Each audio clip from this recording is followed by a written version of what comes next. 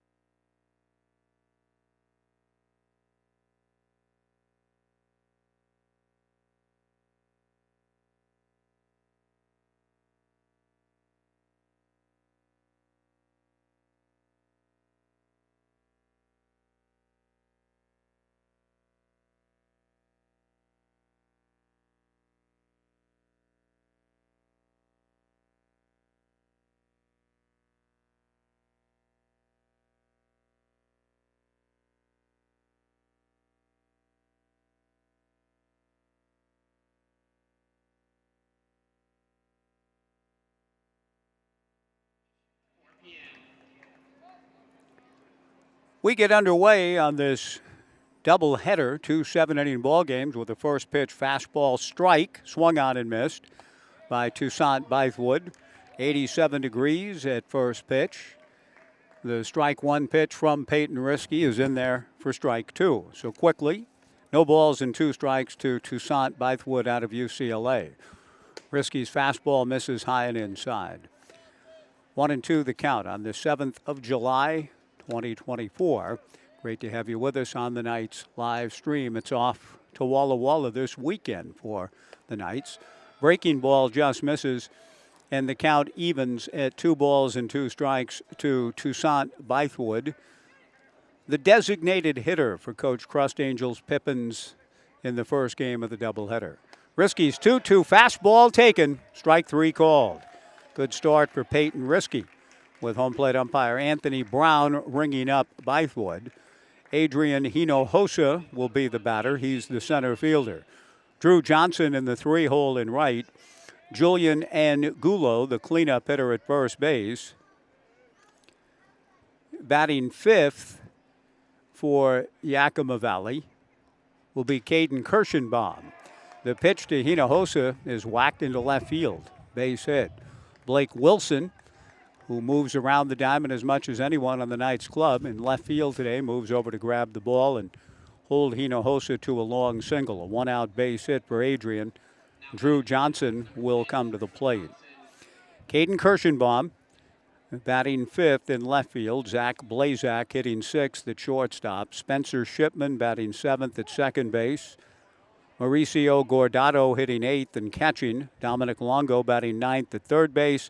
Ethan Solscheider is on the mound for Yakima Valley. Solscheider, 6 foot, 195-pound left-hander out of Tacoma, playing at Hawaii Hilo. Risky delivers a strike to Drew Johnson. 0-1 the count on a bright, sunny Thursday late afternoon. Off speed in the turf, blocked nicely by Tyler Howard. 1 ball and 1 strike the count as we are underway. 4 o'clock start to a 7-inning affair with game 2 set for 6:35. There could be some variation on the time. Hinojosa held on at first by McAnally. The pitch to Johnson is drilled into left center field for a base hit. Rounding second is Hinojosa. The throw from Blake Wilson is not in time. And Yakima Valley, which defeated the Knights last night in extra innings, off to a good start here in game 2. The Pippins with runners at first and third and 1 out for Julian Angulo, who had himself a good ball game last night. Julian will climb in with runners at the corners and 1 out, trying to give Yakima Valley the early lead. It may be 87 degrees, but Kyle Crustangel looks like he's dressed for 47. He's got an underliner and a shirt over the underliner. His first base coach, I'm not sure if it's Johnny Graham or not, but he doesn't have the underliner. But it's a popular look for coaches even in the hot weather that we're experiencing. Julian Angulo swings and misses the first pitch. No balls and 1 strike the count to Julian. Hinojosa at third, Drew Johnson at first. The Knights infield add double play depth. 0-1 to Angulo. Risky out of the stretch. Peyton to the plate, swung on and fouled straight back. The count quickly, no balls and 2 strikes with Caden Kirschenbaum on deck. The Knights in Walla Walla this weekend. Yours truly will not be making that trip, a family reunion in Bend over the weekend. No balls and 2 strikes. The right-hander Risky ready, and the fastball is lined foul into the seats just below Casey Corner in the Omaha room.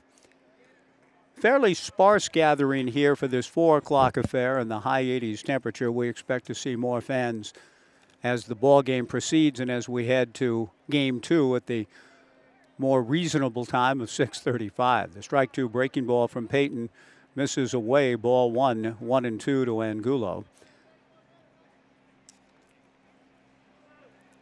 On deck is Caden Kirschenbaum, the right-handed hitter. The right-hander Risky working on Angulo with runners at the corners and 1 out.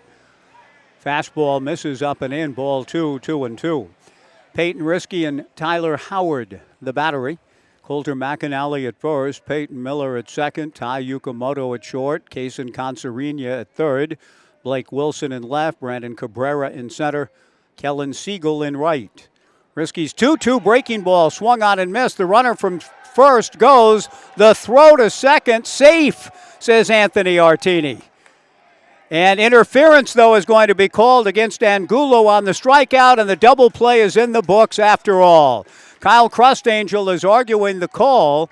The base umpire, Anthony Artini, said safe, but interference is called on Angulo, falling in front of Tyler Howard, who made the throw with a little bit of interference on the part of the hitter, Angulo. So the strikeout in the books, a strike him out, throw him out, double play ball to end the inning.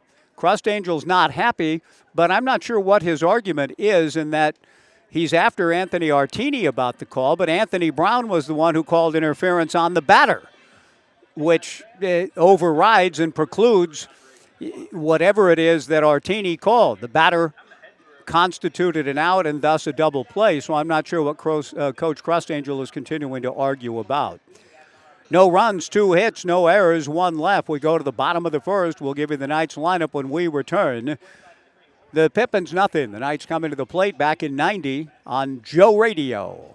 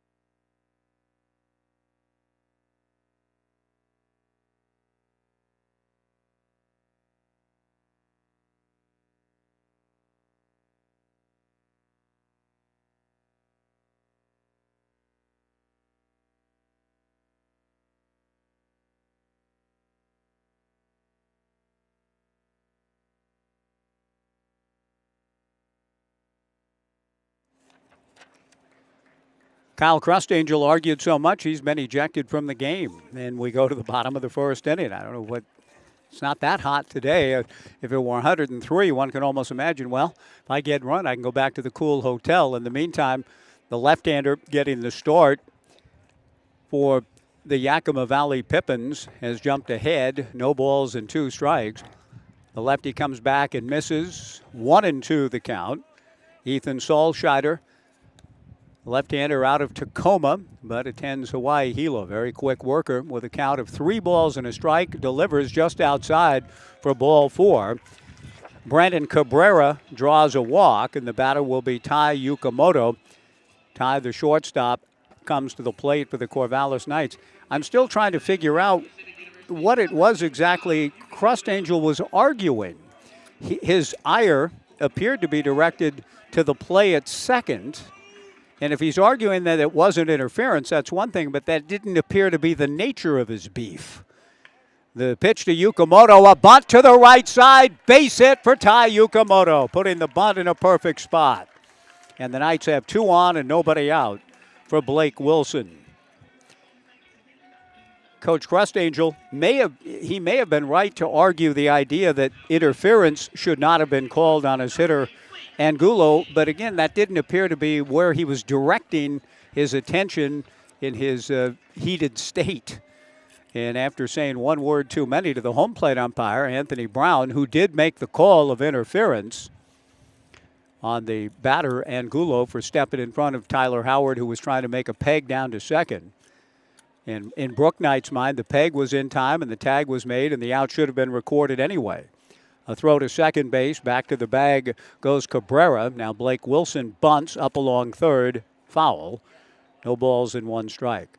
No score after all of that, but Kyle Crustangel will miss the rest of this first game, I believe he is eligible to come back and put together the lineup and be the head coach for game 2.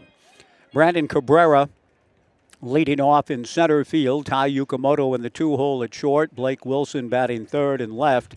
Kevin Takeuchi, the cleanup hitter, in DH. Kaysen Consarenia batting fifth at third. Tyler Howard hitting sixth and catching. The 0-1 pitch. Wilson bunts in the air.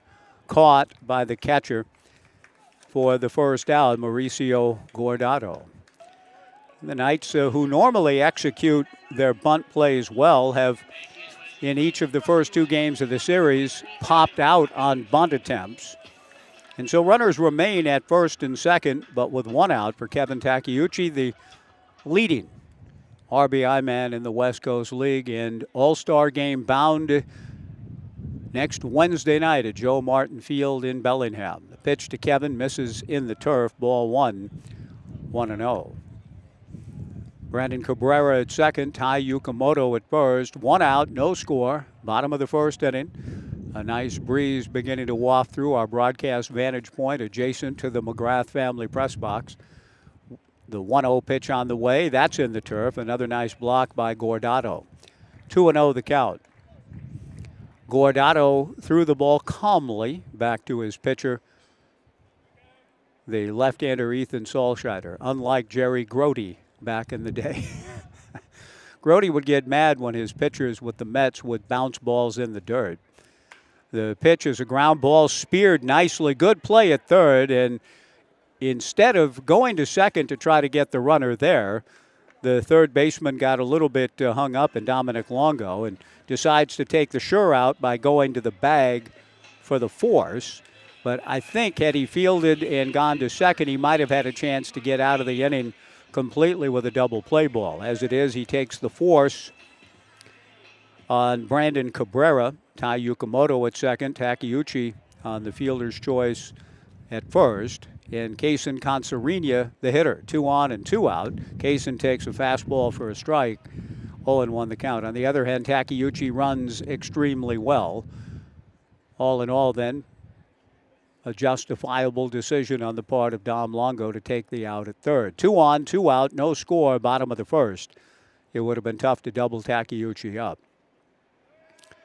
Solscheider throws to second, and the second baseman, Spencer Shipman, receiving the toss. Jerry Grody would snap fastballs back to his pitchers, who deigned to throw the ball in the dirt at Shea or elsewhere and make Grody work maybe a little too harder than he wanted to. The strike 1 pitch is in there for strike 2 to Consarenia. 0-2 the count. And apparently Kuzman bounced a pitch one time.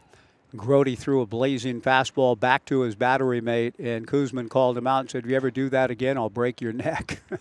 Grody stopped. The strike 2 pitch to Consarenia in the turf. Well blocked by Guardado, and a nice safe toss back to his battery mate, Ethan Solscheider. 1 ball and 2 strikes the count to Kaysen Consarenia with 2 on and 2 out, no score, bottom of the first inning. Solscheider from the stretch. The left-hander kicks and comes 1-2. A check swing on a fastball, no swing, says the first base umpire Anthony Artini, much to the dismay of Solscheider, who kind of spun around when he saw no swing. A check swing on Kellen Siegel, ruled swing, was a big call in last night's game, and one that Ed Nags and Cole Stringer and Brooke Knight were still grousing about today in their office before the game. 2 balls, 2 strikes, 2 on and 2 out. The 2-2 pitch just misses for ball 3. Solscheider was starting to walk toward the dugout after that delivery. Ethan has to fight through that a little bit. Back-to-back pitches that he thought got him out of the inning. He's still out there pitching, 3-2 the count. Yukamoto will go from second, Kevin Takeuchi from first with 2 down. And the 3-2 pitch is way inside for ball 4 to load him up. Tyler Howard will come to the plate. A heck of a note for Ethan Solscheider in that he thought he was out of the inning twice.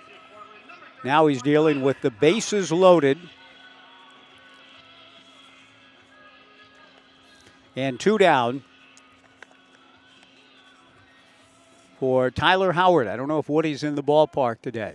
His father, I haven't seen him. He's usually here. But if you're watching, Woody, let's hope Tyler has a big moment. He swings, and it's a fly ball to right field. Drew Johnson is right. Oh, he drops the ball! Johnson dropped it. A routine fly. In to score is Tai Yukamoto. Right behind him is Kevin Takeuchi. The throw comes into second and bounces away from the middle infielders. And into third base goes Tyler Howard. 3-run score. The Knights lead it 3-0. As routine as a fly ball as one will ever see. And the poor kid, Drew Johnson, was camped under it. He goes into a catcher's crouch out in right, almost looking as though he wanted someplace to hide. The poor kid, I mean, he's caught a million of those, I would dare say, in his life. And he drops a routine fly, not dealing with the sun or wind, just lost for a moment his concentration. Tai Yukamoto, Kevin Takeuchi, and Kaysen Consarina, to their credit, all running and running hard, even though it appeared to be as routine as ever. All able to score on the drop fly ball. And Tyler Howard goes to third. The throw into second bounced away from the middle infielders who were converging on the bag. Now the 1-0 pitch to Kellen Siegel misses inside for ball 2, 2-0. And time is called, and we will see a visit paid for Yakima Valley. And no Kyle Crustangel, with the pitching coach heading out to the mound for a conversation. Crustangel ejected in the top of the inning, and he would certainly be dejected if he were in the dugout watching this, in that Drew Johnson, who played a very good ball game yesterday and appears to be a good player, just had one of a rare mistake on the part of players at this level. You just don't see them drop fly balls such as Drew just did. A young man, hometown kid out of Yakima, Tacoma Community College, and the ball just went through his glove. He was in perfect position to catch it. The pitch to Kellen Siegel fouled straight back. 2-1 the count. A huge break for the Knights, who lead it 3-0. The 2-1 pitch misses high and away, ball 3. 3-1. Thomas Ferraggiaro not in the lineup today, but is sprinting down towards the Knights bullpen. Tyler Howard at third. The pitch is swung on and fouled at the plate by Kellen to run the count full to 3 balls and 2 strikes.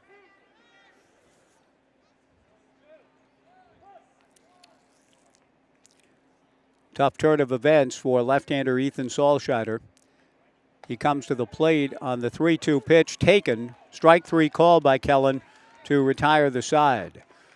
There are unearned runs, and then there are unearned runs. And the Knights have 3 of almost a platonic archetype unearned runs here in the bottom of the first. They get 3 on a 2-out routine fly dropped. And at the end of 1, the Knights 3 and Yakima Valley nothing. Back in 90 on the Knights live stream and Joe Radio.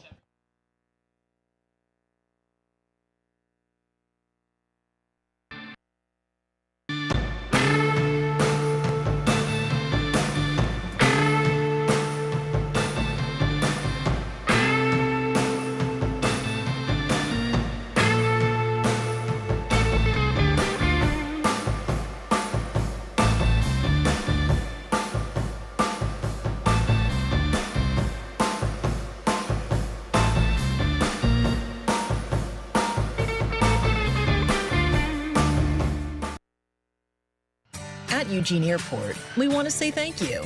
Thank you to our community for choosing us to connect you to many destinations, other cultures, your families, and friends. Thank you to our dedicated and professional staff for ensuring the airport experience is excellent. And thank you to local residents and businesses for making us who we are. We are proud to serve you, our region, and beyond. Together, we continue to grow and thrive. Thank you for flying local and for flying EUG.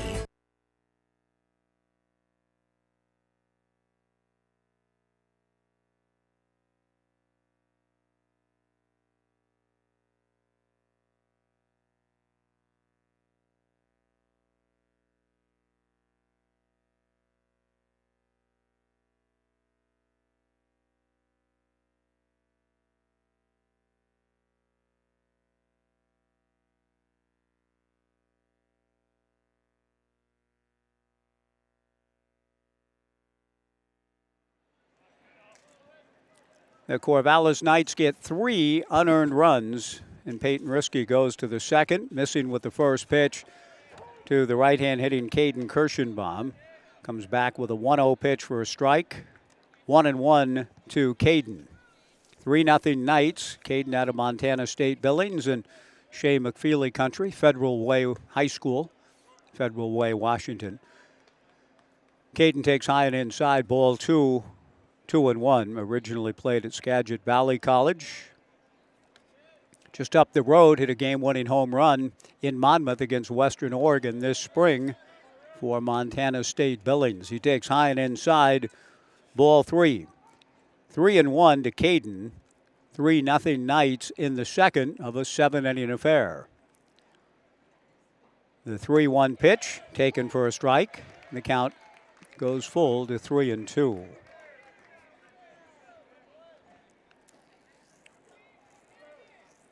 Caden Kirschenbaum followed by Zach Blazak and then Spencer Shipman.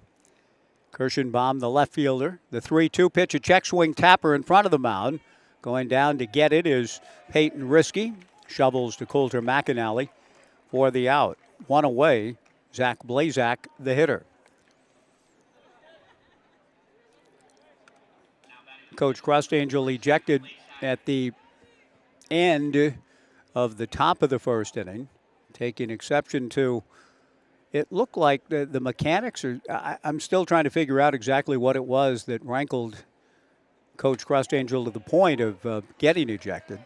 And that it seemed to me his biggest beef would have been with the interference call that Anthony Brown made, resulting in the double play to end the inning on the stolen base attempt. First pitch is in there for a strike to Blazak. Risky comes back and drops in another strike and is ahead 0-2 to Zach with Spencer Shipman on deck. But at the outset, he appeared to be talking more to the base umpire, Anthony Artini. Maybe it was, I don't know, because once interference is called against a batter for falling across the plate, if he wants to take exception to that call, I understand it. But that didn't appear to be the nature of his beef. Blazak, with a count of 1-2 strikes, takes just low, ball 2, 2-2. Spencer Shipman on deck, 3-0 Knights in the second. Peyton working the first base side of the slab, delivers a pop-up into shallow center. Going over to his right is the second baseman, Peyton Miller, to pull it in. 2 away, Spencer Shipman will come to the plate.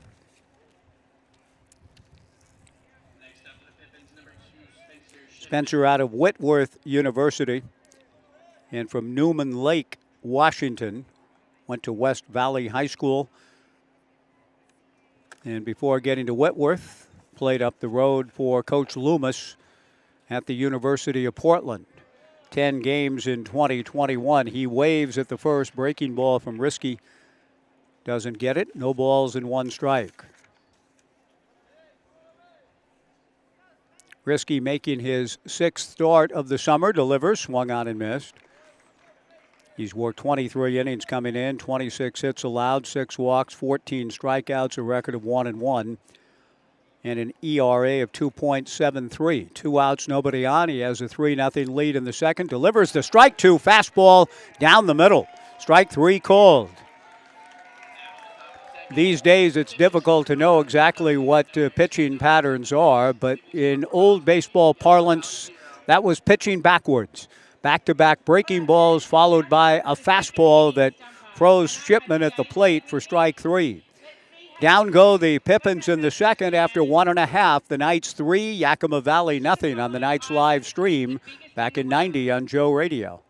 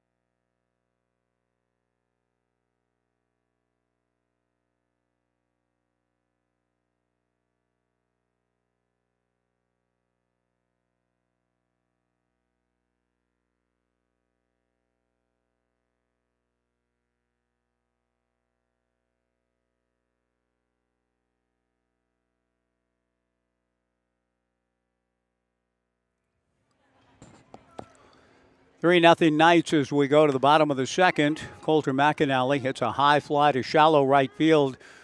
Drew Johnson moves over, under it, makes the catch.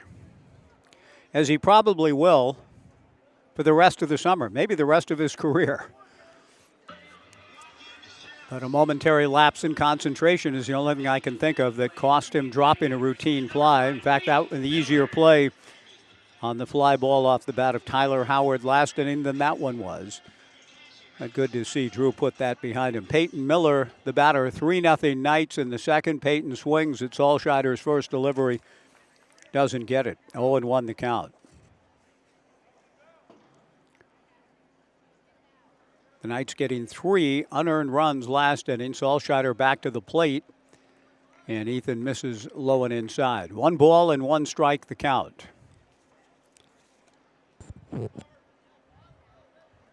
First of 2 7-inning affairs, and the Knights are off to a good start. A bunt and bunted twice, and the batter is out. Peyton Miller.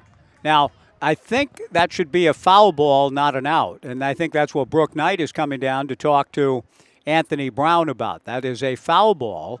The ball hit his bat twice, Peyton Miller's bat twice, constituting not an out, but a foul. Now, had the bunted ball in fair territory hit Peyton Miller, then Peyton would be out.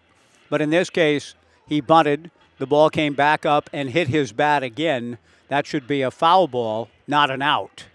Anthony Brown and Anthony Artini get together to talk about it with the Knights leading 3-0 here in the bottom of the second. I believe the count will be no balls and 2 strikes to Peyton Miller after the umpires talk this over. Clearly the bunt was in fair territory. And Brooke Knight, the out stays in the books, and I don't believe that that's the correct call. I'm going to have to. I've only been watching baseball for about 60 years, so I should know because it's come up before. But I think Brooke Knight is saying that's a foul ball, not an out. I'm going to confer with Brooks Hatch, who knows more about these things than yours truly and many. I'll check with Brooks during the half-inning break. But Peyton Miller has been called out for a bunt that hit his bat twice. And I don't think that – I think the umpire here, Anthony Brown, is incorrect, but he may indeed be right. It feels to me in my life over the years that I've seen that play ruled foul ball, not an out.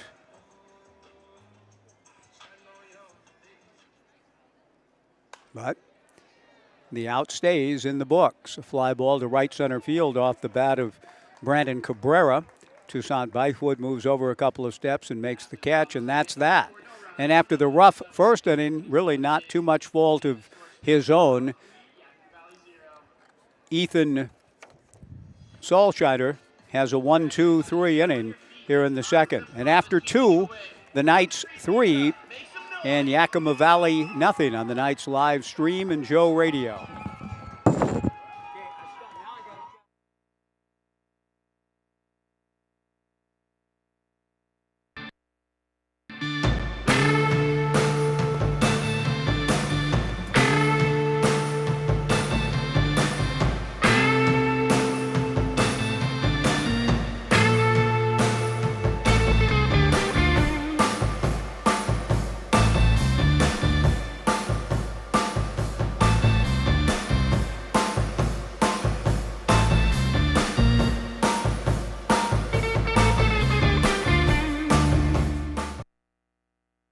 Looking for the latest news that you can trust?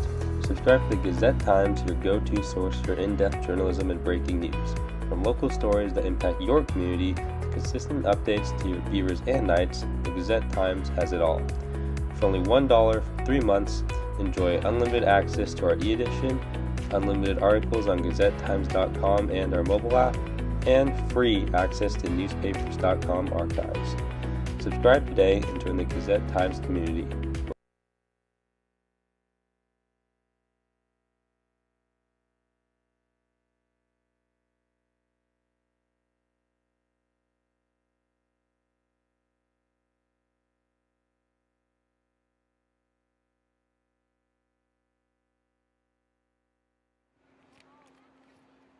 Peyton Risky with a 3-0 lead goes to work in the top of the third inning. Opinion was divided in the McGrath family press box about whether the correct call was made, but we kind of leaned in the end thinking, yeah, you probably should know the rule, and the rule is a batted ball hitting the bat a second time, a bunted ball, a batted ball coming back and hitting the bat in fair territory. The Knights hitter, Peyton Miller, was called out for that. Meanwhile, Risky behind the count 2-1 to open the top of the third.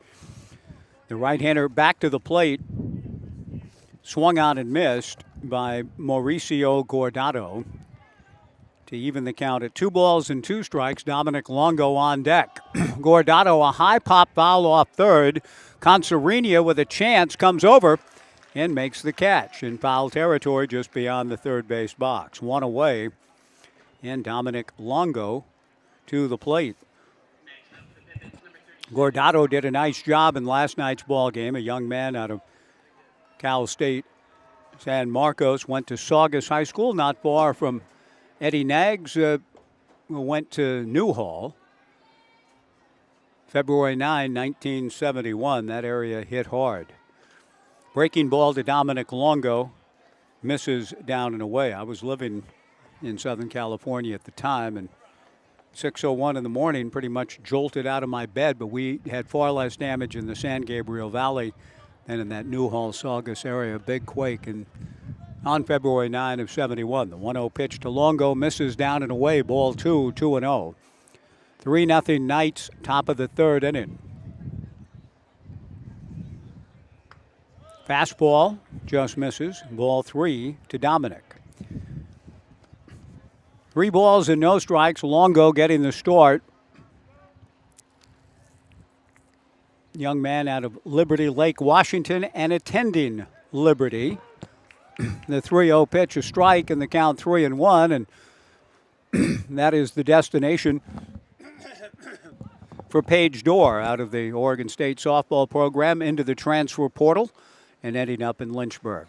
The 3-1 fastball from Risky is in there for strike 2. 3-2 the count. 1 out, nobody on. The Knights leading 3-0 in the top of the third. Peyton ready, back to the plate. A chopper down the third base line, a fair ball, and down the left field line. Blake Wilson chases the ball down, fires into second. Not in time. Longo goes in standing up with a 1-out double. And that'll bring to the plate the leadoff hitter, Toussaint Bythewood, who struck out looking to open the game. Knights baseball presented by Best Western Corvallis. There is a Best Western, I believe, in Autumn, Union Gap area of the great city of Yakima, hard by the beautiful Yakima River. But Best Western, wherever life takes you, Best Western is there, including in Corvallis. Best Western Corvallis, the official hotel partner of your Corvallis Knights. The pitch to Bythewood, breaking ball high. The largest hotel rooms in the city, an outdoor heated pool located close to Goss Stadium. Best Western in Corvallis, again, wherever life takes you. Autumn, Union Gap, Corvallis, Best Western is there. 1 ball and no strikes, a 1-out double for Longo. Dominic gets his lead. Fastball to Bythewood, a strike, and the count 1-1.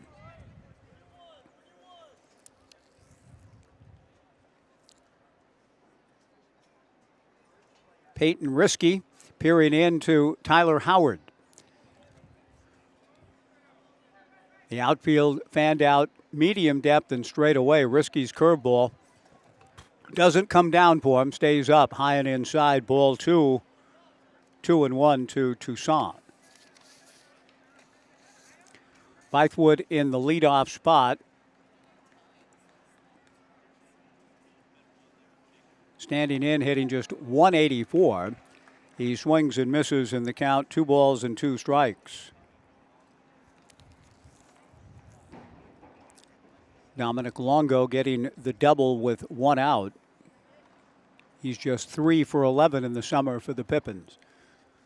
Risky delivers a blooper into shallow center, racing over to his left, diving, spinning, holding on, rolling around. Tai Yukamoto makes the catch.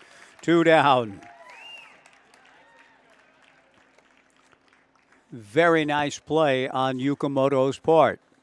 He left his feet, and apparently there's an algorithm or a stat or a machine for that, too. I was reading the great Phil Mushnick of the New York Post, who posts very entertaining, often acerbic, highly critical columns on everything in life. He's one of those, but he's entertaining. The pitch on the way to Adrian Hinojosa, hit foul back of the plate. Tyler Howard comes as far as he can. The ball lands one row and starts bouncing up towards our vantage point. I think we'll let a young fan gather the souvenir, and we will. Usually we have quite a few people around us here, but not in the heat of this Thursday afternoon. So this is actually pretty good ground, better than Urchin Alley right now to gather a foul ball. Phil Mushnick was astonished that he said there's now a stat that can be measured through all of the devices that are out and available, tracking all players' movement. Best outfielders who make plays leaving their feet. That's a stat. Yukamoto left his feet. I'm sure he's pretty high in that category in the West Coast League. Breaking ball misses to Hinojosa. 1 ball and 1 strike the count. Mushnick is a little bit like akin in spirit to John Simon I was talking about recently, the acerbic film critic, who if he liked the film, you knew it had to be pretty good, at least with Mushnick. If he likes a broadcaster and makes a comment or two about the broadcasting craft to the good, that's high praise because he is parsimonious in dishing that sort of stuff out. Phil Mushnick, a very entertaining read, though. Breaking ball in there for a strike. 1-2 the count to Hinojosa. Drew Johnson on deck. 3-0 Knights in the third. The 1-2 fastball hit over my head and into Urchin Alley. The Urchin's oblivious, but a couple of them are on it now. There's only 1 ball to go around. So one dad throws it to another, and the dad's going to have to cut it into 3 pieces. With apologies to Solomon. 1 ball, 2 strikes, 2 outs. Peyton Risky out of the stretch, glances at Longo, comes to the plate. Breaking ball grounded to the right of Yukamoto. Ty backhands, throws a little high. McAnally is pulled off the bag, and Brook Knight's going to argue that call too. McAnally thought he came back down on the bag. Of greater concern now is Hinojosa, who went stumbling across the bag after making contact with McAnally. Brook Knight, the last 2 nights, has been more upset with the umpiring duo of Brown and Artini than I've seen him all season long with a crew. And he thought that call was missed. The throw was high. McAnally stretched, and it appeared with the naked eye that he maintained contact with the bag or came back down on the bag just as Hinojosa was crossing. And so now Brook Knight is going to at least convince Artini to ask Anthony Brown, the home plate umpire, if the other Anthony, in this case Brown, had a better angle to see whether or not the foot came back down on the bag in time. A 2-man crew, and very challenging in the mechanics to try to cover the entire field. The 2 Anthonys, not quite the same ring as the 2 Jakes, the sequel to Chinatown with Jack Nicholson. Jake Gitz, Mr. Gittis, Mr. Gitz, as John Huston says memorably in Chinatown. The 2 Anthonys are talking it over, and we'll see. And now the out is called, and the inning is over. So, Kyle Crustangel's already been thrown out of the game. The assistant coaches will not take up the argument any further. At least the third base coach coming down the line. And I'm going to try to figure out the mechanics in the rotation with Coach Crustangel ejected. We have a new third base coach now. I'll try to find out from their radio guy just whom that is. But the inning is over. And at the end of 2.5, the Knights 3 and Yakima Valley nothing on the Knights live stream and Joe Radio.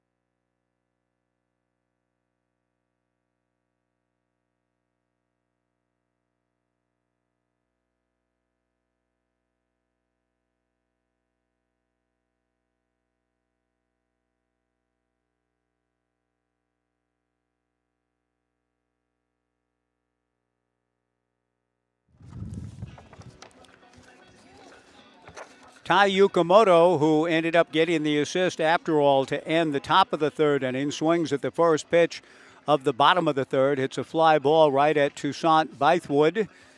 Toussaint makes the catch. Johnny Graham, by the way, is now coaching at third instead of Kyle Crustangel, who was ejected at the end of the top of the first inning in a day that's been fraught with controversy. The Knights leading 3-0 as they come to the plate in the bottom of the third. One out and nobody on for Blake Wilson, who bunted in the air for a catch by the catcher Mauricio Guardado. Brooks Hatch did some research. Evan talked to me in my ear. Are we okay? I heard something that didn't sound good. Wilson rolls one foul past Ed Nags. Are we good? Okay, 2 balls and 2 strikes. On a bunted ball that hits the bat twice, if the batter's in the box, it's a foul ball. But if he's out of the box, he is ruled to have interfered and is thus called out, and that was the correct call on the bunt attempt for the Knights' Peyton Miller. The right call made by Anthony Brown. The pitch to Blake Wilson taken, strike 3 called, 2 down. The Knights lead at 3-0, but the game hinging right now on a routine fly ball that was dropped. Otherwise, Ethan Solscheider would be locked into a 0-0 game with his counterpart Peyton Riskey. The lefty to the plate misses down and in to Kevin Takeuchi. The 1-0 pitch from Ethan. Swung on and fouled right over my head. I mean, that's as close as I've gotten all summer long. That too lands in Urchin Alley, and some youngsters who are here for some other activity are walking away with a souvenir. The 1-1 pitch punched into right center field. That'll get down for a base hit for Kevin Takeuchi. He takes a big turn and will hold with Drew Johnson getting the baseball back in. 2-out long single for Kevin Takeuchi. Kaysen Consarina will come to the plate. Knights baseball brought to you by Smith Glass. Our thanks to Smith Glass for their sponsorship and partnership with the Knights through the years. For replacement glass or new vinyl windows in your home, call Smith Glass in Corvallis and Albany. Smith Glass is a leading residential and commercial glass service for the Mid-Valley, a longtime partner of the Knights, on the cutting edge since 1945. A fly ball down the right field line into foul territory goes Drew Johnson on the run to make the catch. Good play. The inning is over. We are through 3. No runs, a hit, a man left. After 3, the Knights 3 and Yakima Valley nothing on the Knights live stream and Joe Radio.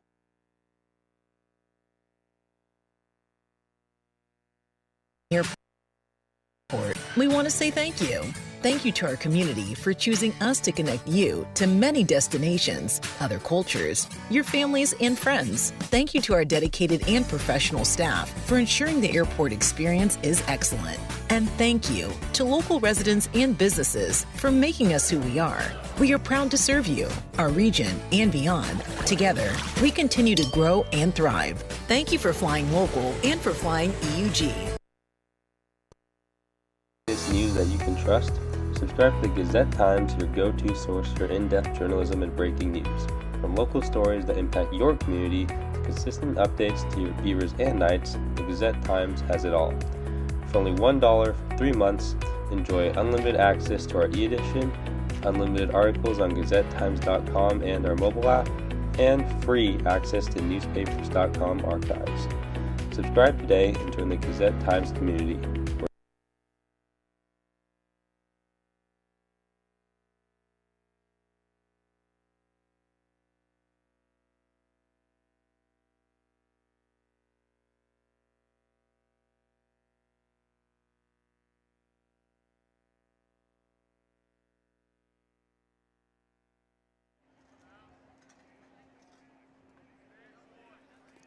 Through 3 innings at Goss Stadium at Coleman Field, the Corvallis Knights 3 runs, 2 hits, and no errors.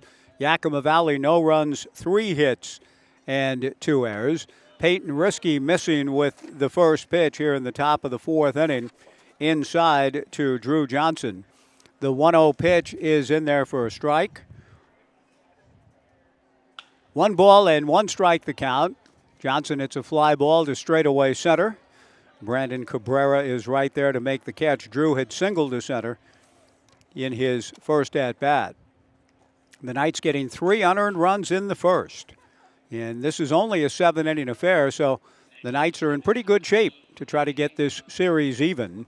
The finale of the series and what the Knights hope will be a rubber game will take place at 6:35. Julian Angulo struck out in the first and was the last batter that head coach Kyle Crustangel got to see. Angulo struck out swinging.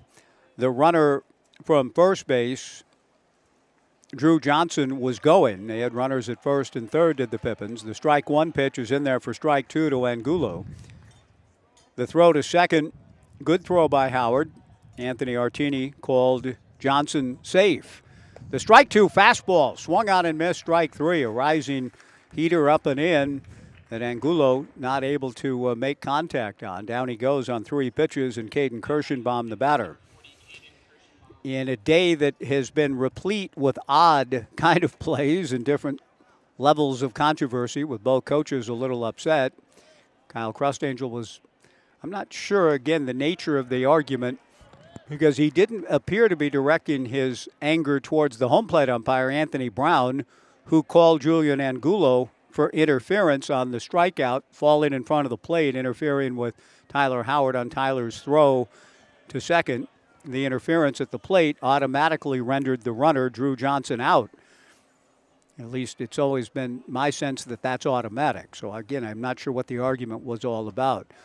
The 1-1 pitch to Caden Kirschenbaum, a breaking ball from Risky, swung on and missed, and the count 1-2. But once the interference was called and Anthony Brown was on it quickly, then the play at second is moot. Breaking ball on the 1-2 pitch just misses for ball 2.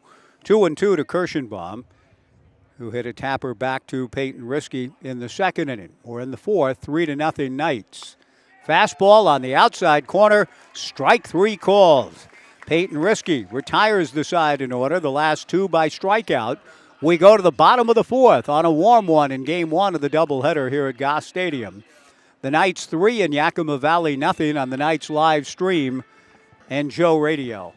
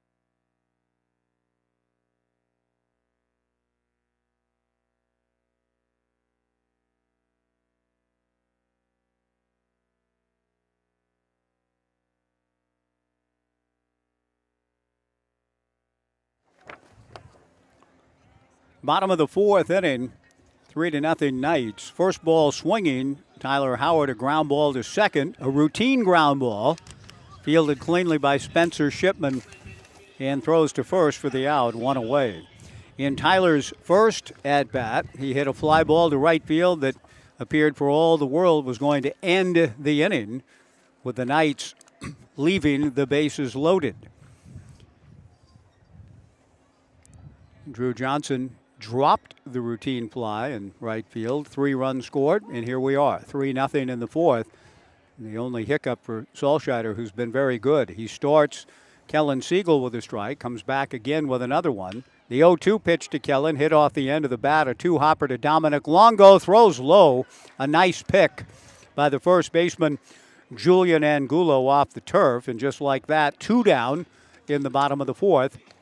Kellen had struck out in his first at-bat. He bounds out here. Papay Material Handling keeps you moving one step closer to home. The Knights and Papay have once again teamed up in support of Community Outreach, Inc., a local nonprofit dedicated to helping people lead healthy and productive lives. For every Knight stolen base, Papay and the Knights donate $15 apiece to COI. Coulter McAnally swings at a 1-0 pitch and grounds it back up the middle for a base hit. A 2-out single for Coulter, and that'll bring Peyton Miller to the plate. Our thanks to Papay Material Handling. Teamwork, process, impact, and opportunity. Papay Material Handling and Community Outreach, Inc., and the Knights, creating transformative pathways to life. Peyton Miller, the hitter.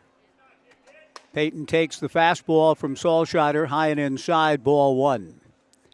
Solscheider and Mauricio Gordado, the battery for Yakima Valley. Julian Angulo at first, Spencer Shipman at second, Zach Blazak at short, Dominic Longo at third. In the outfield, Caden Kirschenbaum in left, Toussaint Bythewood in center, Drew Johnson in right. The 1-0 pitch just missing for ball two to Peyton. Miller butted a ball twice in his first at-bat. He swings here and hits a line drive base hit to center field. Bythewood, we had Bythewood listed as the center fielder in the original lineup. That was changed, and it's Adrian Hinojosa patrolling right field, not Bythewood, my apologies. Hinojosa gets the ball back in, and the batter will be Brandon Cabrera with Coulter McAnally at second, Peyton Miller at first, Cabrera at the plate with two down. Fastball low and in, ball one. Brooks Hatch looked up the rule, and Anthony Brown interpreted the book correctly. Brook Knight, pardon me. There was a babbling brook, said Dorsey Burnett. The pitch to Cabrera, a fly ball to right. Drew Johnson moving back, reaches up to make the catch. The ball carried on him. Now, from the Knights' perspective, wouldn't have minded seeing that ball carry over Drew's head, but it would have added to Drew's miseries today. He's able to go up and flag it to retire the side. A couple of two-out hits. Brooks Hatch had to look up the rule about a ball hitting the bat twice. Had it hit the bat while the batter was still in the box, Peyton Miller would have lived for another pitch, but he was out of the box when the ball hit the bat a second time. Thus, he was rightly called out. We go to the fifth, 3-0 Knights on the Knights live stream and Joe Radio.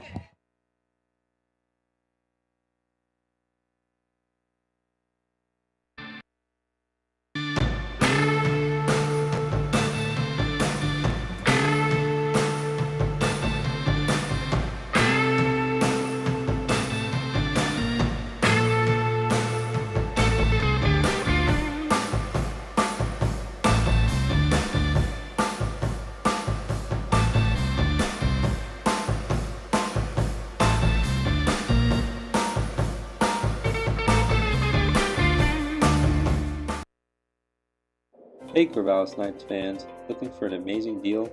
Come down to Wilson Motors. Visit us today and get free tickets to Wilson Motors Night with the Corvallis Knights on July 24th. It's a night you won't want to miss. Exciting baseball, great company, and fantastic giveaways. While you're here, check out our wide variety of vehicles. From sleek sedans to rugged trucks, we've got something for everyone.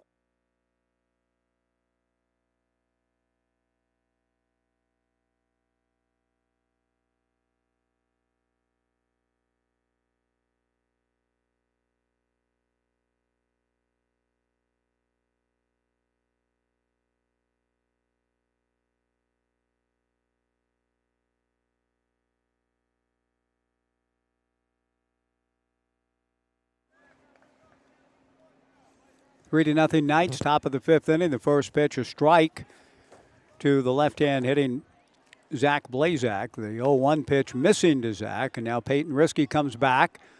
Blazak lifts a fly ball into shallow right field. Kellen Siegel takes charge, calls off second baseman Peyton Miller, makes the catch. One away in the fifth. Spencer Shipman will come to the plate. If you live or work in one of 24 Western or Central Oregon counties, then you're entitled to membership privileges and the full financial services at Oregon State Credit Union. You can join online at OregonStateCU.com or at one of their 15 branches. Shipman swings at the off-speed pitch, doesn't get it. 0-1 the count. Shipman struck out looking against Peyton in the second inning. Risky back to the plate with a strike one fastball, fouled straight back. 0-2 the count. Oregon State Credit Union was, again, the proud title sponsor of our huge fireworks show on July 3rd, investing in all of our communities and dedicated to creating financial solutions toward making local lives better. Oregon State Credit Union. The strike two breaking ball just outside, ball one, 1-2. Risky and Tyler Howard, the Knights battery. Coulter McAnally at first, Peyton Miller at second, Ty Yukamoto at short, Kaysen Consarini at third, Blake Wilson in left, Brandon Cabrera in center, Kellen Siegel in right. Fastball chop foul to coach Johnny Graham, assuming the third base duties after the ejection of his boss and head coach Kyle Crustangel, ejected at the end of the top of the first inning in a contentious sort of hot Thursday afternoon game one of a doubleheader. Breaking ball just misses in the count 2-2. One out, nobody on. Spencer Shipman at the plate with Mauricio Gordato on deck for the Pippins. Risky ready. The right-hander from Vegas delivers off speed. Swung on and missed. Strike three, 2 down.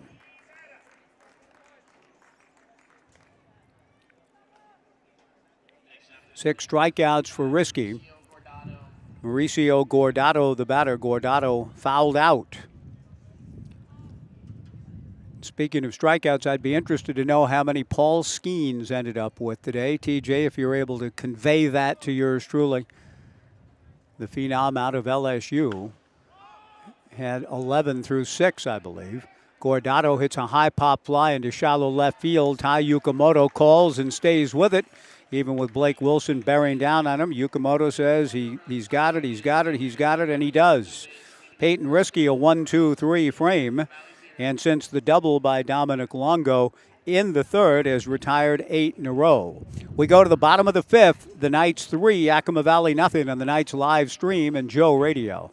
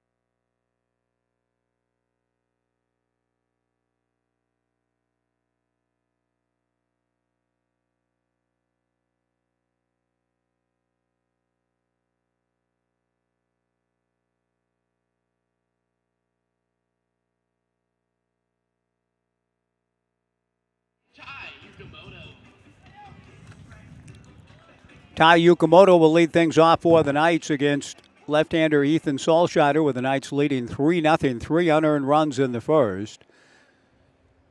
Yukamoto got things going for the Knights after actually Brandon Cabrera walked. Ty Yukamoto with a perfectly placed bunt single. The inning was on. First pitch here misses to Ty.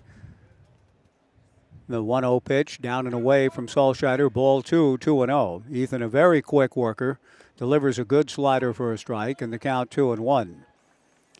But even though the inning was, as I said, on, Solscheider nearly turned everything off. He was out of the inning, quite frankly, inducing a soft fly ball to right field with the runners going with 2 outs on contact. The ball was dropped, 3 runs scored. And so that's where we sit now in the 5th. The pitch to Yukamoto is in there for a strike to even the count at 2-2. Solscheider back to the plate, just inside to tie. 3-2 the count. Ethan's 3-2 pitch hit sharply, back up the middle, into center field. Base hit. John Tittman rings the bell. He's our own version of Hilda Chester in her legendary status at Ebbets Field with the Cowbells. And Hilda, in fact, even though she rang that bell usually from the bleachers at Ebbets Field, did work her way before going out to the bleachers in front of the press box at Old Ebbets. The runner goes, a pitch by Solscheider swung on and missed, and the throw down to second is in time. It was a hit-and-run play. Blake Wilson tried to offer protection, swinging through the pitch. Mauricio Guardado with a good throw down to his second baseman, Spencer Shipman, to get Yukamoto. The count, meanwhile, 0-1 to Blake. 3-0 Knights in the 5th. Fastball swung on and missed. Solscheider's been very good. And we really should be sitting in a 0-0 game right about now, but the Knights took advantage of the rarest of mistakes and lead it 3-0. The strike 2 pitch is swung on and missed by Blake Wilson, and down he goes. 2 down. Kevin Takeuchi, the batter. Before Hilda, the cowbell ringer, took her place in the Ebbets Field bleachers, she walked below the press box at Ebbets and looked up at a young announcer by the name of Vin Scully. Hilda, through the open-air press box, yelled up, "Vin Scully, I love you." And Vin didn't, he just shyly kind of blushed and didn't look up. The pitch to Tyler Howard missing outside, ball 1. The 1-0 offering from Solscheider misses again, ball 2. Solscheider with 2 outs and nobody on. 2 balls and no strikes to Kevin Takeuchi. Delivers a strike and the count 2-1. Hilda then yelled back to Vin, "Look at me when I'm talking to you." And Vinny all blushed, looked up, and smiled, and the crowd waved and cheered. That was circa 1953. Vinny 3 years into a 67-year career that went pretty well for him. But Hilda Chester was on to something pretty good. She was not the only one that loved Vin Scully. The pitch to Takeuchi rolled slowly foul up along third. We have our own cowbell ringer just to the left. John seeking, he's usually down right behind home plate, but out of the sun in the shadows of the overhang of the McGrath family press box. A 2-2 fastball to Takeuchi, swung on and missed for strike 3, and the inning is over. Really good outing for Ethan Solscheider.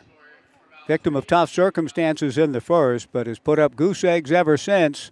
We go to the 6th. It's only a 7-inning game. The Knights 3 and Yakima Valley nothing on the Knights live stream and Joe Radio.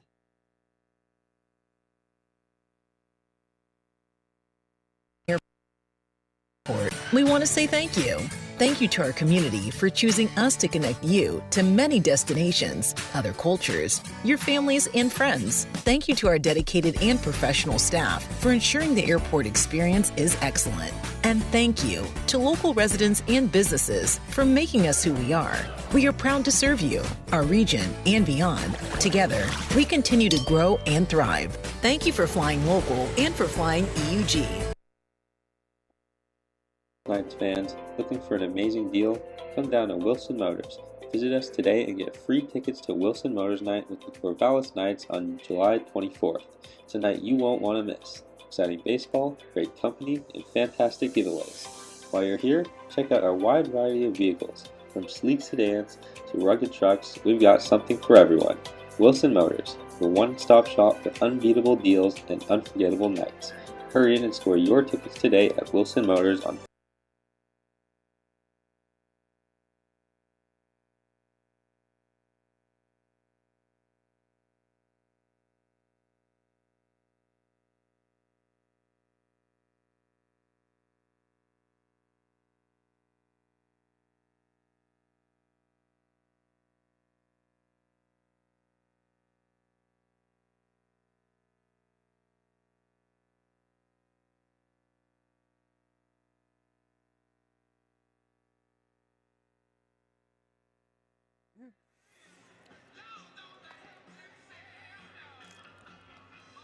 5 scoreless innings from Peyton Risky. And now called out of the bullpen is Lucas Casey to try to complete the job. He needs 6 outs. The Knights need 6 outs to put game 1 in the books. 2 7-inning affairs. The second game will go off at the regularly scheduled time of 6:35. We'll see. It's 5:08 now, so there may be a healthy break between ball games, depending, of course, on how the rest of this one plays out.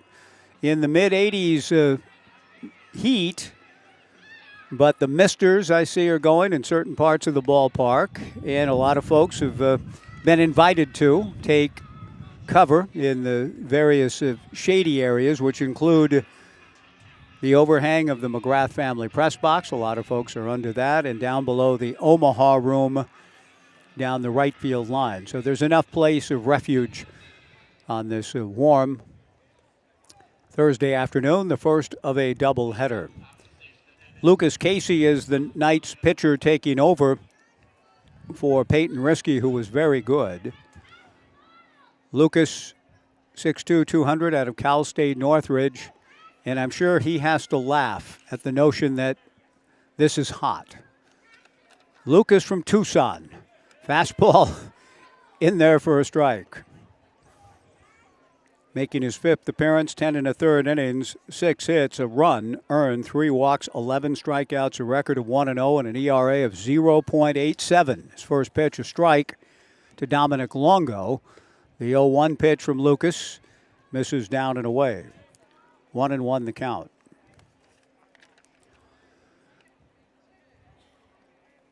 Lucas works out of the stretch with nobody on. 3-0 Knights in the 6th. The 1-1 pitch, Longo, who doubled in his first at-bat, lofts a fly ball here to straightaway center. Brandon Cabrera makes the catch, 1 away.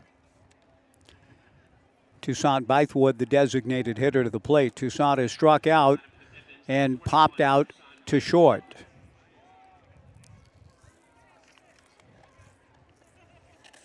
Well-pitched ball game today.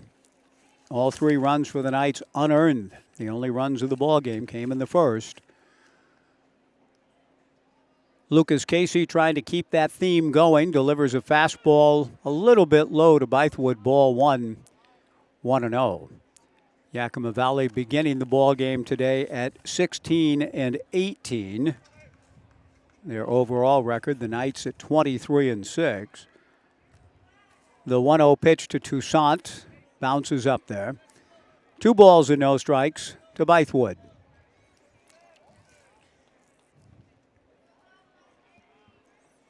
Lucas Casey out of the stretch. The 2-0 pitch, fastball hit foul off first. Racing over, Coulter McAnally slides and nonchalantly makes a tremendous catch. 2 down. McAnally went into a slide, just a very casual kind of slide, and put the mitt out there and snatched the fly. Nice play. Made it look easy. 2 down. Adrian Hinojosa, the batter. 3 hits for Yakima Valley. Hinojosa, one of them back in the first inning, a base hit to left. Lucas out of the stretch, the right-hander delivers. Slider for a strike, and the count 0-1 to Hinojosa. Adrian hit the ball in the third inning that resulted in more controversy. And that Hinojosa was originally called safe at first, and then after the umpires got together, the call was changed. Johnny Graham took exception to the change of call, but the head coach, Kyle Crustangel, already thrown out. Johnny, while upset, registered his complaint, but is still in the game and coaching at third. Hinojosa takes outside. Lucas's 1-1 fastball in there, strike 2. 1-2 the count. The game has been, in that sense, eventful. A 3-0 game, not a whole lot of offensive action going on, but some oddities, some quirks here and there, and several conversations between the head coaches and the umpires. The 1-2 slider misses from Lucas.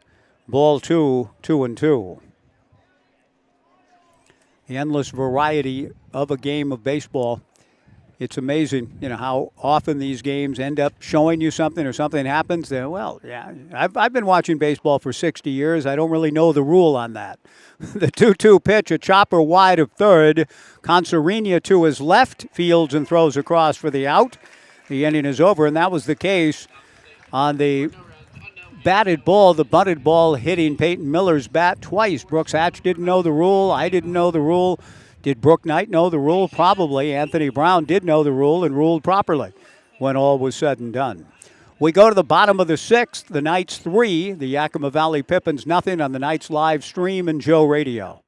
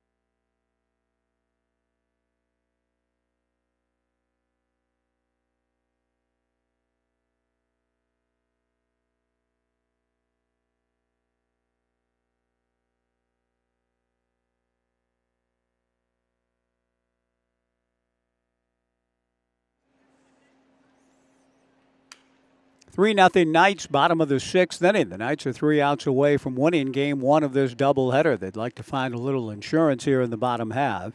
Kason Consarinia swinging at a 1-1 pitch from the quick working Salscheider and rolls it foul. Now the 1-2 pitch, a chopper to third, fielded by Dom Longo. He throws across to first for the out. One away in the bottom of the sixth inning, and that'll bring Tyler Howard to the plate. In this kind of a quirky game, as I mentioned, it was Howard, just as I was talking about Tyler's father, Woody, and whether Woody was watching the live stream or not, with the bases loaded, hoping for a big moment for his son. And, well, it came. And Tyler put the ball in the air straight away to right field. And the outfielder, the right fielder, dropped the ball right through his glove, and 3 runs scored. So that's a big moment, the biggest moment in the game. He takes a strike, does Tyler. The 0-1 pitch sprayed foul off the facade of the Omaha Room lower deck and back down into the Riley concourse. No balls and 2 strikes to Tyler. 0 for 2. Salscheider's strike 2 pitch outside. Ethan Salscheider, I think, would win a contest for the quickest working pitcher in the West Coast League. The 1-2 pitch, Howard, a line drive to right field, base hit. Drew Johnson playing it on a hop. A 1-out single for Tyler Howard, and that'll bring Kellen Siegel to the plate. Kellen has struck out looking and grounded to third. Howard getting the Knights' 6th hit. They've out-hit the Pippins 6-3. They lead the ball game 3-0. All 3 runs unearned back in the first. Howard held on at first by Angulo. The pitch to Siegel hit foul towards the Omaha Room again, and the ball bounces around into Urchin Alley. No balls and 1 strike to Kellen. Salscheider, the lefty out of Hawaii, Hilo comes set. The strike 1 pitch, swung on and grounded back of third, foul.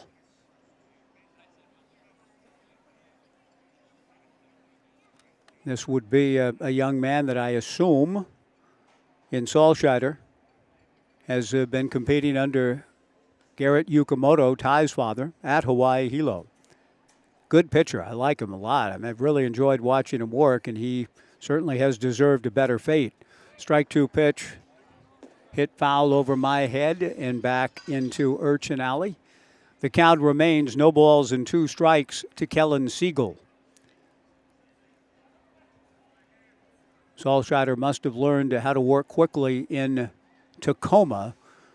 The 0-2 pitch on the way, just outside, 1-2 the count. Although the pitch clock, whether he always worked this quickly, I have no idea. The pitch to Kellen, stroke to center, base hit. Hinojosa plays it on a hop. Tyler Howard stops at second. The bells are ringing again, and now the Knights are hoping to come through with a base hit to add to their lead. Coulter McAnally has flied to right and single to center. The Oregon State men's basketball team, I've only been to Hilo once. We played, the Beavers played in the Big Island Invitational in the year 2000, November of 2000, around Thanksgiving time. McAnally swings. It's a fly ball to shallow center. Coming in on the ball, bobbling and staying with it is Hinojosa to make the catch. 2 down. I'm not sure if the infield fly rule was being invoked or not. Was Zach Blazak going out into shallow left center field and Hinojosa charging? Adrian did a nice job to stay with his own bobble. The ball popping in and out of his glove. But then he caught it a second time for out number 2, with McAnally swinging at the first pitch. Peyton Miller, the batter. The basketball will be calling Wayne Tinkle's program over for the Diamond Head Invitational during the Christmas break coming up this December. A bunt up along third from Peyton Miller, and they let it roll, and it rolls foul. The third baseman, Dom Longo, had no choice. If he wanted to try to get an out this inning, he made the wise decision to let the ball roll and keep rolling, and it finally just kind of tumbled off the line about 3/4 of the way up the line. Very good effort by Miller trying to drag his way aboard. He tried to bunt back in the second inning. The bunted ball came back and hit his bat a second time after Miller had vacated the batter's box, and Peyton was called out for that transgression. Tyler Howard at second, Kellen Siegel at first. 2 down, 3-0 Knights, bottom of the 6th. Fastball, a strike, a back pick down to first. And Kellen Siegel just does get back. The count remains, or moves, I should say, to no balls and 2 strikes to Peyton Miller. Peyton, after that eventful plate appearance in the second inning, singled to center in the 4th. 2 on, 2 out. The Knights looking to get some insurance to take with them for the final 3 outs in the 7th. A ground ball slowly to second. Spencer Shipman fields and throws out Miller. And the Knights leave 2. We go to the 7th. The Knights 3 outs away from getting this series even. The Knights 3, Yakima Valley nothing. Lucas Casey will try to get those outs and a save on the Knights live stream and Joe Radio.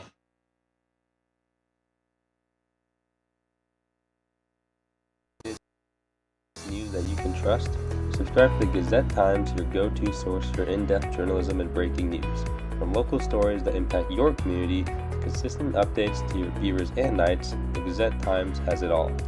For only $1 for 3 months, enjoy unlimited access to our e-edition, unlimited articles on GazetteTimes.com and our mobile app, and free access to newspapers.com archives. Subscribe today and join the Gazette-Times community, where Knights fans looking for an amazing deal? Come down to Wilson Motors. Visit us today and get free tickets to Wilson Motors Night with the Corvallis Knights on July 24th. It's a night you won't want to miss. Exciting baseball, great company, and fantastic giveaways. While you're here, check out our wide variety of vehicles. From sleek sedans to rugged trucks, we've got something for everyone. Wilson Motors, the one-stop shop for unbeatable deals and unforgettable nights. Hurry in and score your tickets today at Wilson Motors on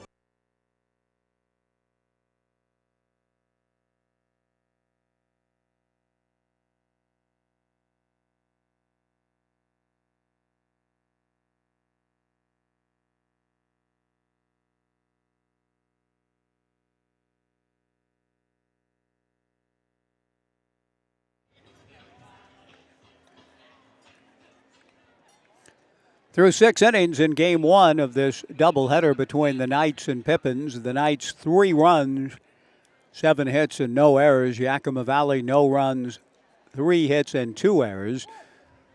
The first error of the game, the decisive play of the game to this point, allowing 3 unearned runs to score for the Knights back in the first. Now Lucas Casey looking for the final 3 outs and a save in game 1.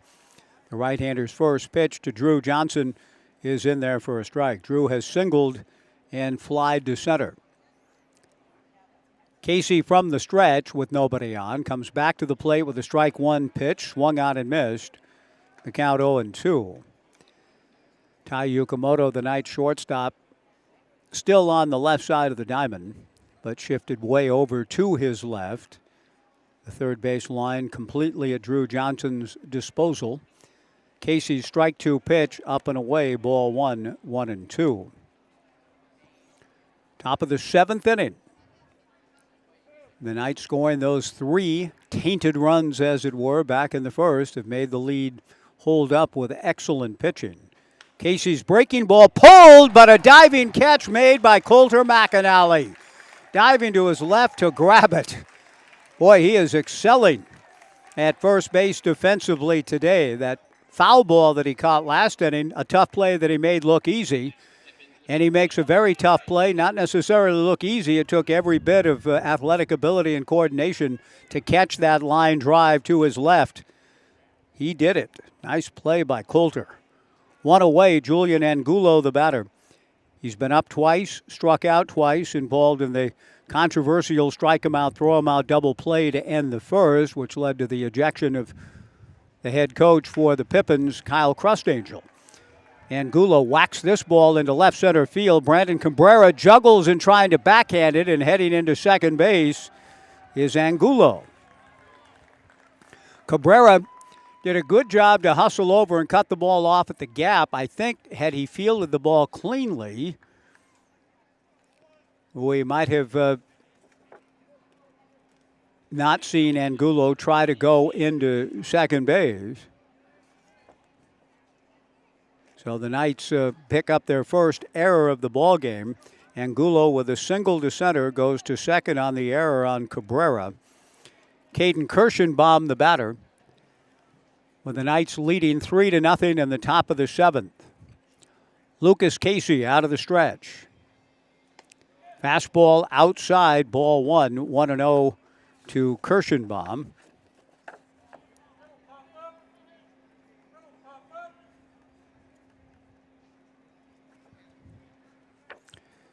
One ball and no strikes to Kirschenbaum, who was hit back to the box and struck out looking.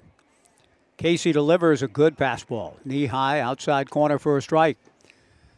The little bit of trouble at the outset of the inning, and actually with 1 out in the inning, even so, will provoke some activity in the Knights' bullpen. Several Souls and Jung Jin Yoon trotting behind all of them, heading down to the bullpen in case Lucas needs any help to bring this one home. Breaking ball misses up and in. Ball 2, 2-1 to Kirschenbaum.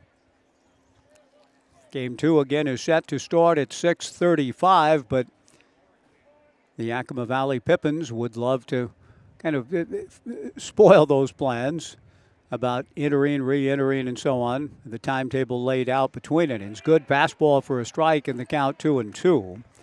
6:35 is the scheduled start, about an hour and 8 minutes from now for Game 2. But that is all assuming a tidy finish here in the top of the 7th. Angulo at second, 1 out, 3-0 Knights in the 7th. 2-2 to Caden Kirschenbaum.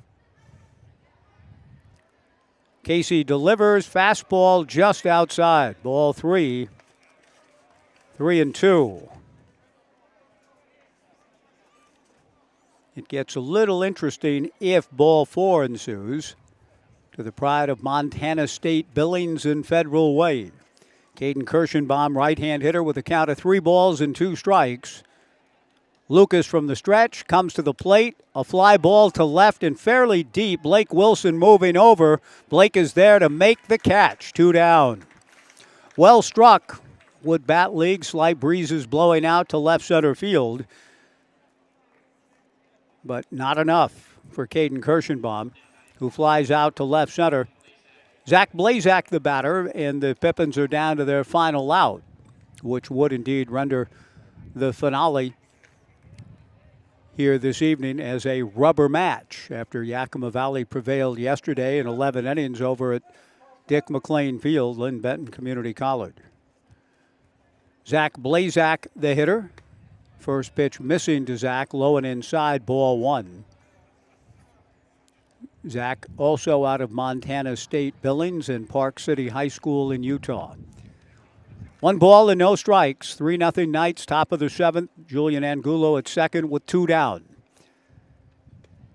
The 1-0 pitch missing for ball 2, 2-0. Spencer Shipman on deck.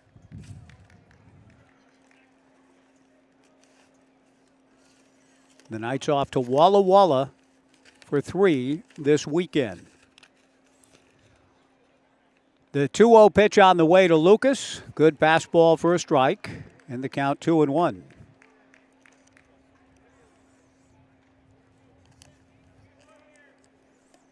Seven Knights will be making the trip to the All-Star game in Bellingham next week. High times for the West Coast League and certainly for the 7-time defending champion Knights.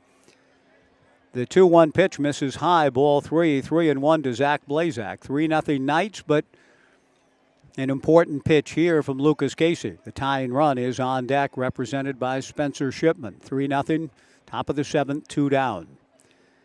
The 3-1 pitch taken for a strike, and the count goes full to 3-2 to Blazak. An opportunity right here for Lucas Casey to bring this one home. 3 balls, 2 strikes, 2 down. Angulo at second, the right-hander Lucas Casey from the stretch. The 3-2 pitch fouled back. Nice job by Blazak to get a piece of it and keep his at-bat. And this ball game alive. 3-2 the count.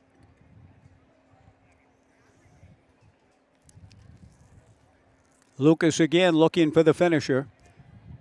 The right-hander glances back at Julian Angulo. And the 3-2 pitch on the way, that's lifted foul. Waldo way to the left of the McGrath family press box. The count remains 3 balls and 2 strikes with 2 down in the top of the 7th. The left-hand hitting Blazak, wide stance, an even stance, battling Lucas Casey to the end. Angulo from second with 2 down. Lucas's 3-2 pitch fouled away again. Good battle by the left-hand hitting Zach Blazak, trying to keep the game alive, give Spencer Shipman a chance to do the same. Spencer waiting his turn on deck. Angulo getting his lead again from second. 6'3" player out of Brown University. Hoping to be driven home here. The 3-2 pitch on the way. Breaking ball just inside. Ball 4. A 9-pitch battle and a good plate appearance for Zach Blazak. Kept the AB alive, fouling off pitches, and then coaxes a walk from Lucas Casey. Bringing Spencer Shipman to the plate with 2 on and 2 out. Tyler Howard makes a trip out to visit with his battery mate Lucas. With the Pippins still alive with 2 on and 2 down in the top of the 7th inning of just a 7-inning affair. The Knights scoring 3 unearned runs in the first and have made them stand up.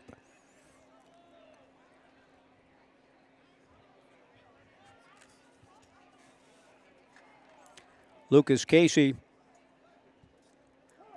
in his 2nd inning of work, seeking the save. He's an out away, but the Pippins putting pressure on him here at the end.